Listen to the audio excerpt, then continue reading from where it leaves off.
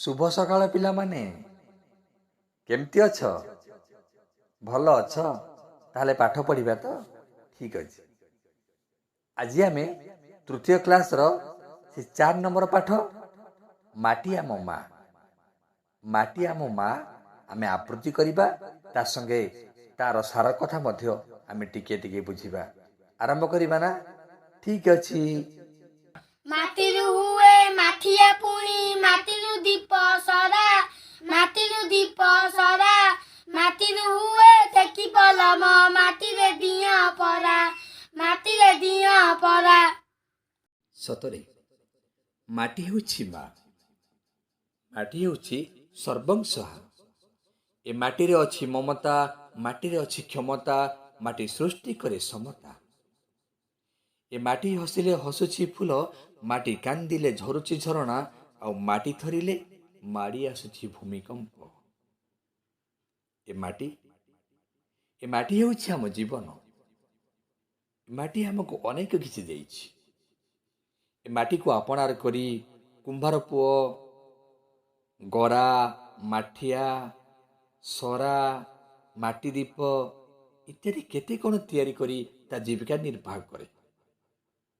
एवं ए माटीरू दियो गढ़ा हुअन्ति देवता देवींकर प्रतिमूर्ति तैयारी हुए एवं से देवी प्रतिमा माटी मूर्ति को आमे समस्ते पूजा करी निजको धन्य मने करन्ति। माटी हांडी रे रोसेई हुए माटी चुली रे बसी माटी कुंपी रे पैसा रखी मन हुआई खुशी।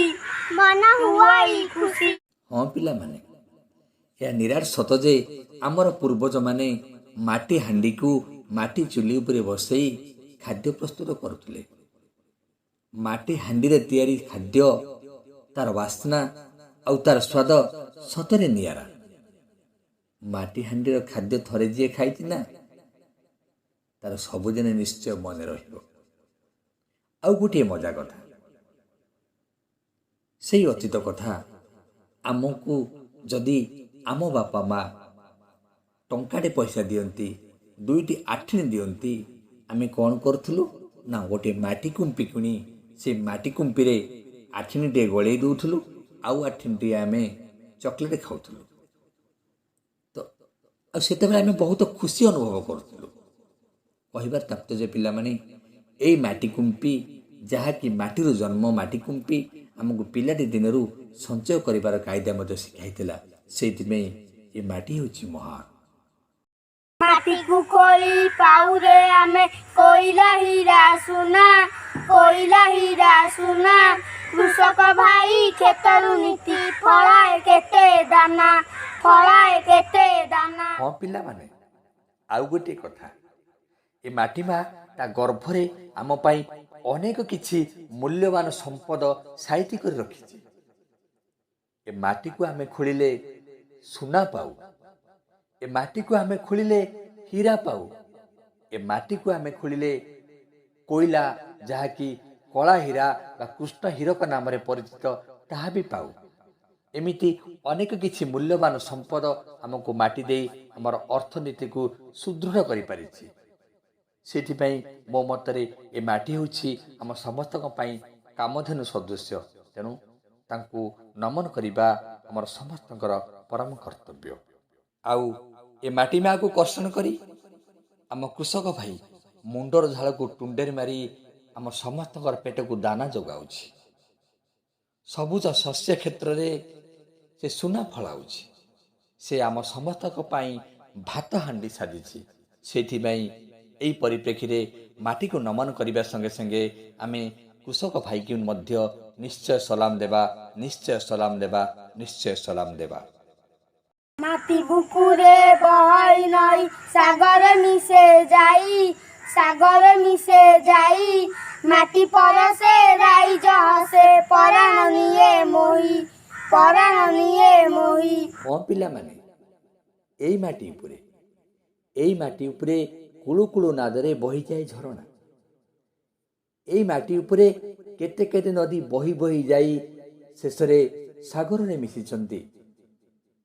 आउ एई माटीर परसरे राई जे हसुछि এই ମାଟିର ସ୍ପର୍ଶରେ ଏ ଦୁନିଆ ହସୁଛି।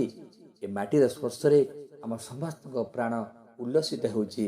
ଏହା ସୁନିଶ୍ଚିତ, ଏହା ସୁନିଶ୍ଚିତ, ଏହା ସୁନିଶ୍ଚିତ। ମାଟିର ବିନା ମିଳେନି ଦାନା, ମାଟି ସବୁରି ସାହା, ମାଟି ସବୁରି ସାହା। ତାର ମମତା ମୂଲ ମୂଲ, ମାଟି ଆମରି ମା, ମାଟି ଆମରି ମା। ହଁ ପିଲାମାନେ, ଏହା ନିରାଟ ସତ କଥା। ଏ ମାଟି ବିନା ଆମ ଜୀବନ ଅନ୍ଧାର। ଏ ମାଟି ବିନା ଆମ ଜୀବନ ବେକାର। ଏ ମାଟି ବିନା ଆମ ଜୀବନ ଛିଞ୍ଚତର। ଏ ମାଟି ବିନା ଆମର ବାକି ଜୀବନ ଅଧୁରା। ଏ ମାଟି ବିନା ଆମକୁ ଦାନାଟିଏ ବି ମିଳିବନି। ଏହା ସତ କଥା। ଏ ମାଟିର ପରଶ ବିନା ଆମ ମଣିଷ ସମାଜ ପୃଥିବୀରେ ତିଷ୍ଠି ରହିବାଟା କଷ୍ଟକର। କାହିଁକି ଜାଣିଛନ୍ତି?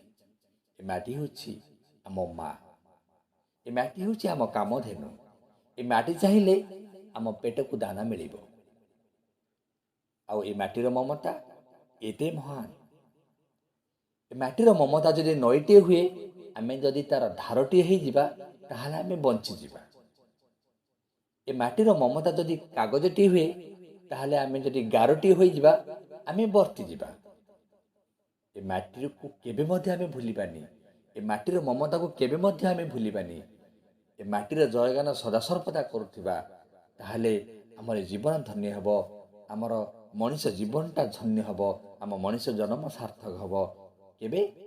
ଯେତେବେଳେ ଆମେ ମାଟିକୁ ଭଲ ପାଇବା, ମାଟିକୁ ସମ୍ମାନ ଦେବା ଏବଂ ମାଟି ପାଇଁ ଆମେ ଗର୍ବରେ କହିବା, ଜୟ ମାଟି ମା, ଜୟ ମାଟି ମା, ଜୟ ମାଟି ମା।